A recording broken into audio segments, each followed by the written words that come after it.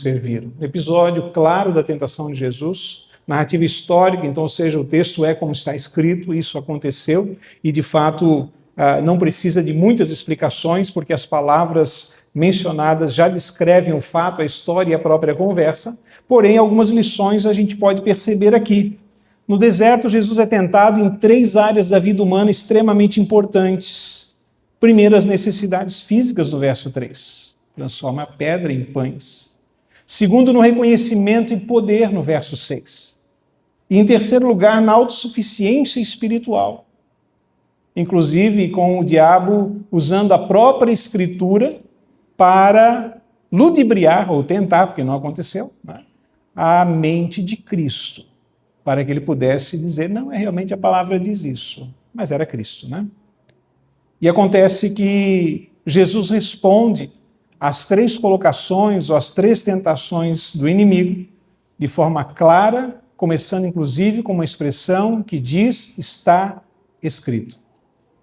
Jesus usou a Escritura nos textos de Deuteronômio, capítulo 6 e verso 13, capítulo 6 e verso 16 e capítulo 8 e verso 3, para dar resposta às tentações que chegaram à sua vida naquele instante, começando justamente pela expressão que já mencionei, está escrito.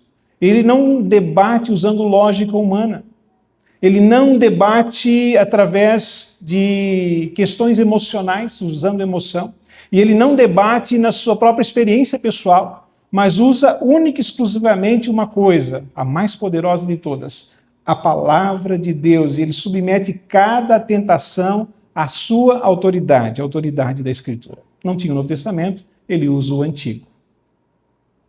Meus amados, diante de um mundo em que nós vivemos, com todas as armadilhas que já mencionei, é necessário não somente conhecermos a palavra de Deus, porque muita gente tem conhecido a palavra de Deus, mas a fazer uso e a empregá-la de forma inteligente diante das situações da vida, porque há muitas coisas que inclusive parece que são verdade, parece que são lícitas, parece que são boas e não são.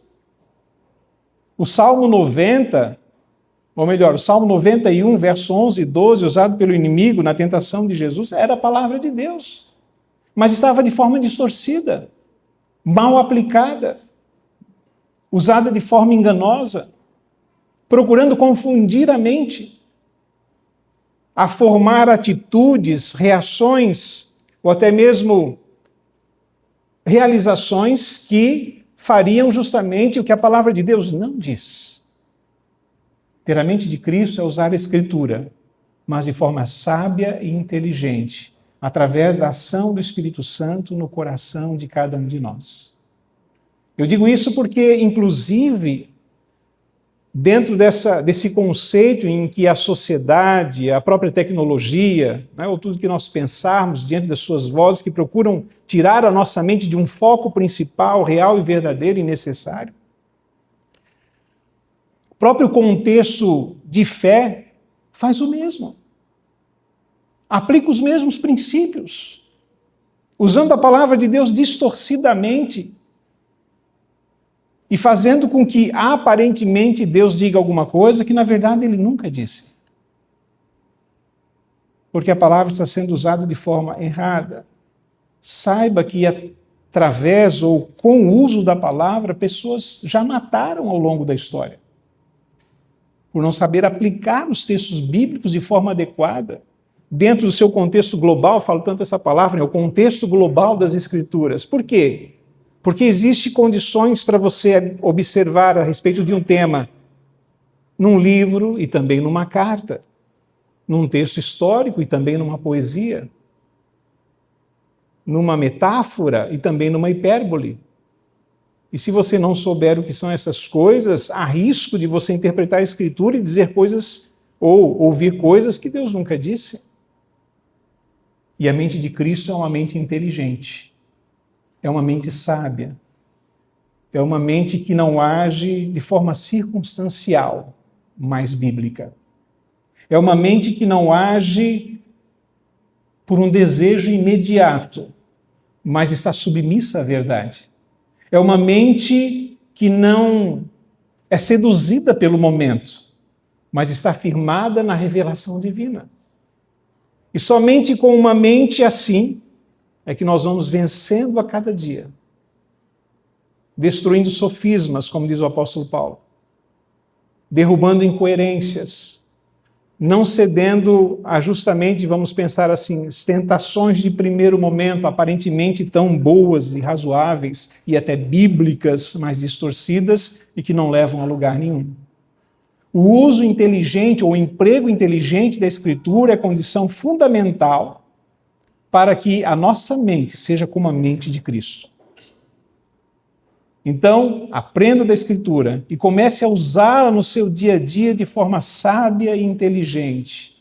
Não relegue o uso das Escrituras. Não deixe de lado o uso da palavra de Deus. Pelo contrário, em um mundo que nos tenta constantemente, que procura atrair a nossa mente, o nosso coração, a nossa atenção, através da tecnologia, através das ideologias, através dos valores culturais, só terá a mente de Cristo quem enche a sua mente da palavra de Deus.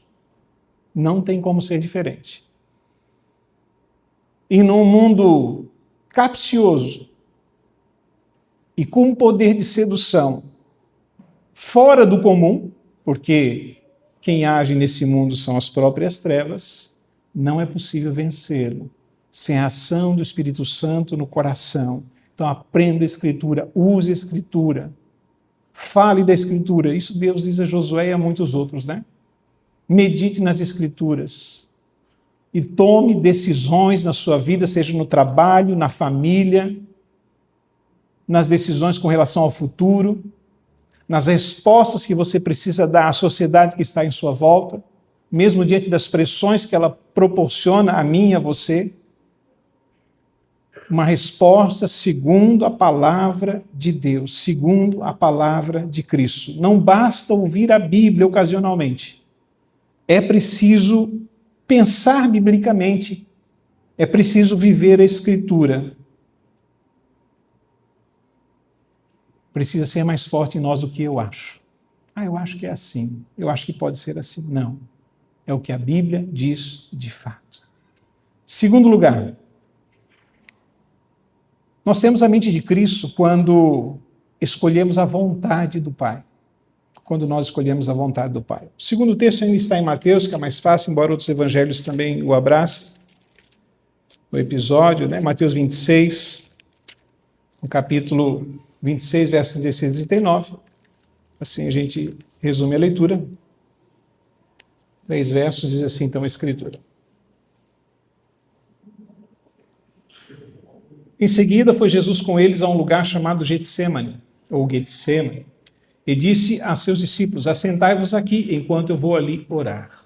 E levando consigo a Pedro e aos 2 discípulos de Zebedeu, começou a entristecer-se e angustiar-se. Então lhes disse: a minha alma está profundamente triste até a morte. Ficai aqui e vigiai comigo. Adiantando-se um pouco, prostrou-se sobre o seu rosto, orando e dizendo: meu Pai, se possível, passe de mim este cálice. Todavia não seja feito, ou melhor, todavia não seja como eu quero, e sim como tu queres, disse Jesus.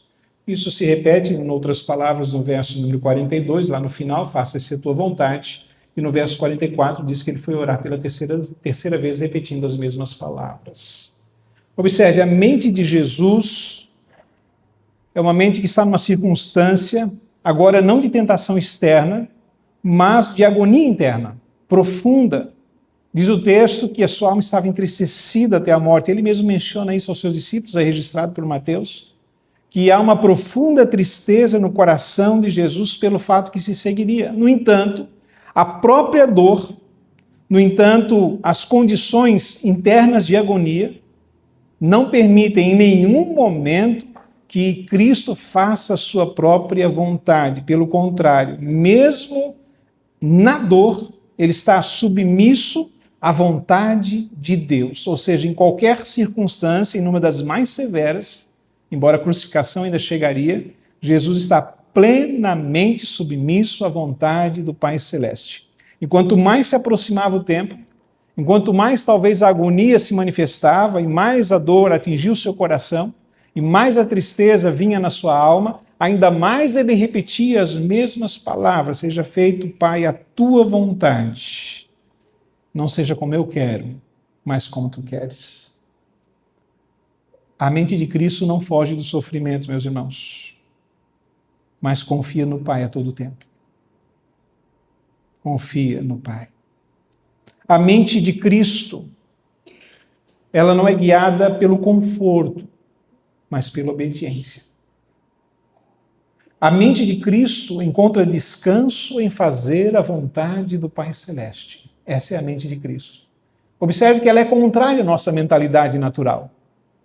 Nós procuramos ausência de dor, conforto, em descanso naquilo que realmente satisfaz ao nosso ego, aquilo que é de nós mesmos, como seres humanos.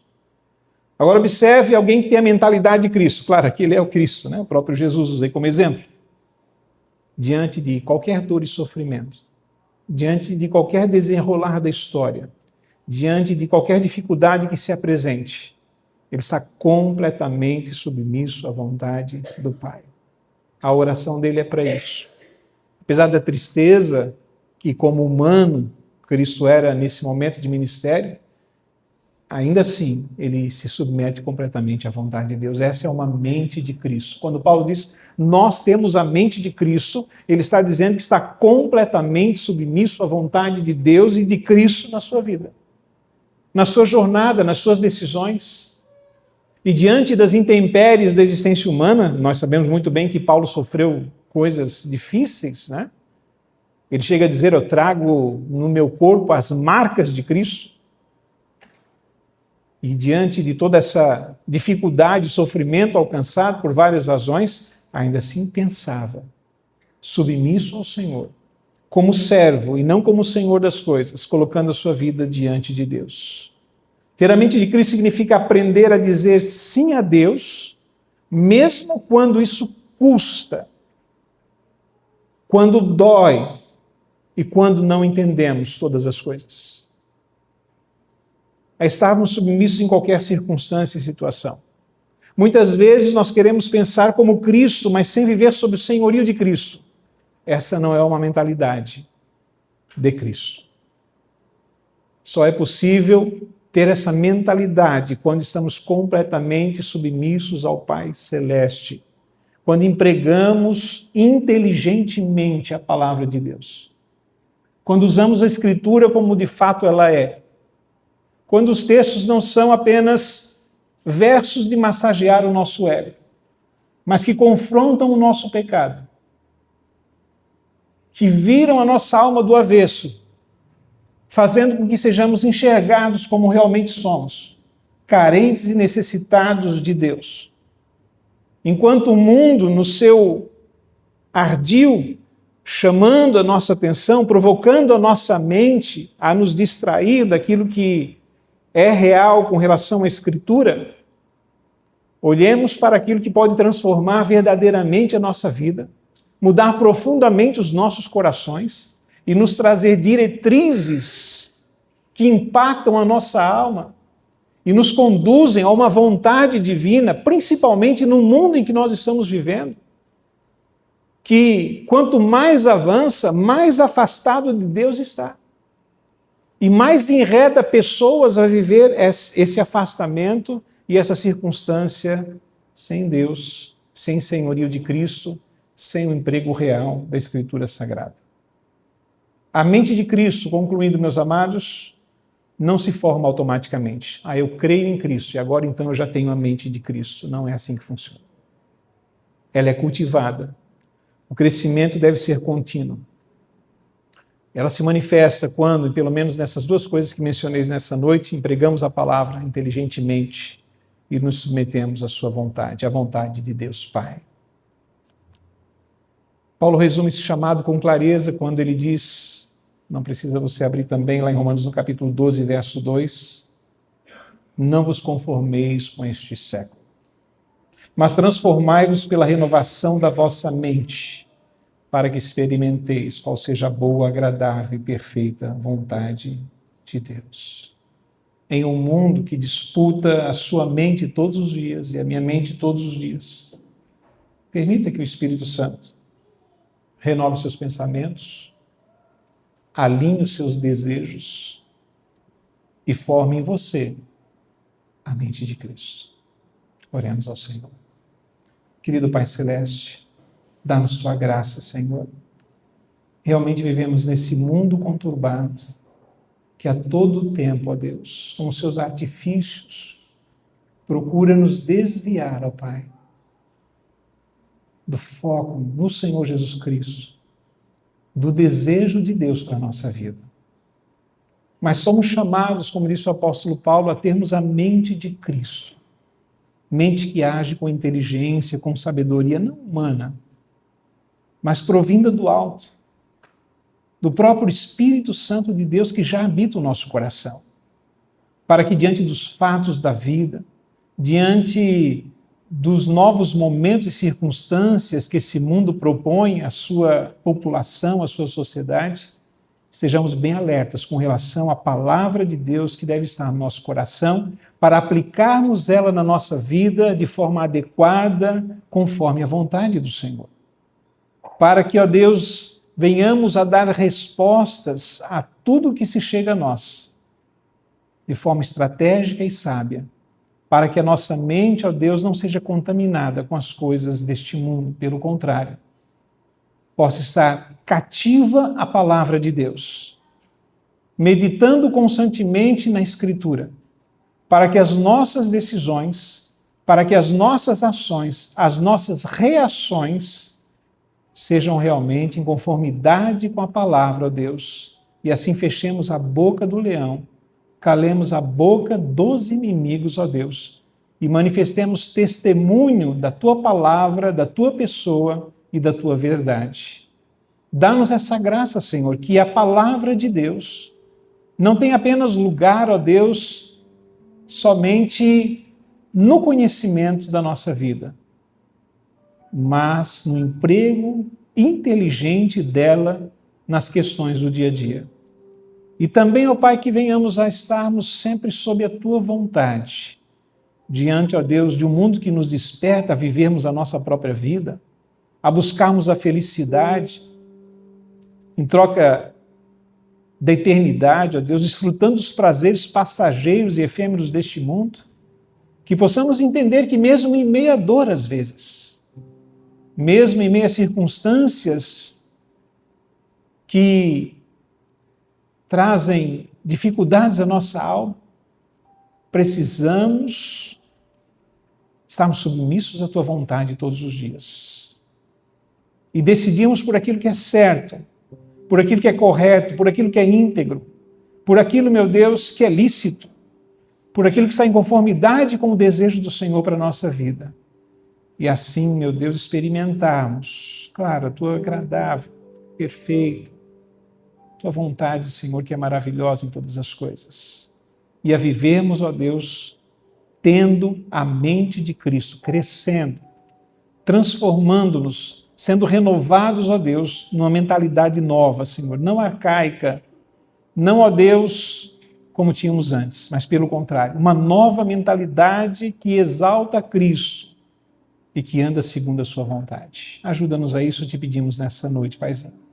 Sê conosco nesse instante, dá-nos essa graça, inclusive para esse momento de ceia, para que enquanto celebramos juntos a obra de Cristo, que submetido à vontade do Pai, deu a sua vida por nós, sejamos renovados e transformados nessa hora e nessa noite também. É a nossa oração e o nosso desejo, em nome de Cristo Jesus. Amém.